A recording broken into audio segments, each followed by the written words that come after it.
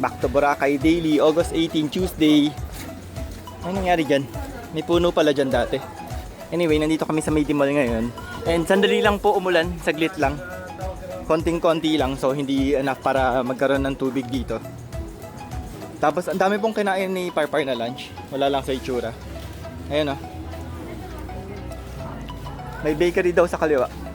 Ayaw nga, sarap dyan. Ang gaganda ng cake nila dyan, no? Sa may super sub. Daming mga cake shop dito sa Boracay kahit na walang mga Goldilocks or yung mga iba pang hinahanap ninyo na bake shop. Kasi yung mga bake shop dito sobrang sasarap na rin eh. Meron din dun kila Spoonful, tapos meron din dito sa Maydi Mall, isa pang cake shop. Dami. Pero anyway, nandito nga tayo sa Maydi Mall ngayon. May basketball court din dito. Bukod sa mga famous na souvenir store, may mga pagkain din. Lahat nandito na. So kung gusto niyo po magstay dito sa Boracay and first time po ninyo, check niyo po yung mga hotel dito sa Maydi Mall. Kasi mas convenient eh, katulad nitong Tides Hotel sa tabi nitong Highland Delhi. Meron dyan hotel na pagbaba mo, nasa mall ka na agad. Tapos lahat ng kailangan nyo nandito, katulad ng drugstore, meron din.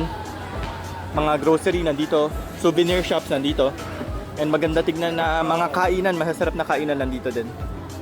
Anyway, nandito na kami sa shop ni Parpar. Tinuro ko lang kayo kasi dami pa rin nagtatanong kung kamusta daw ngayon dito sa may Boracay. And si Parpar, kailangan niya yata magbantay ngayon araw. Parpar, bantay ka ngayon araw dito. Hindi naman nagbabantay ito, hindi naman nag-work to. Ay, ang ganda nito ah.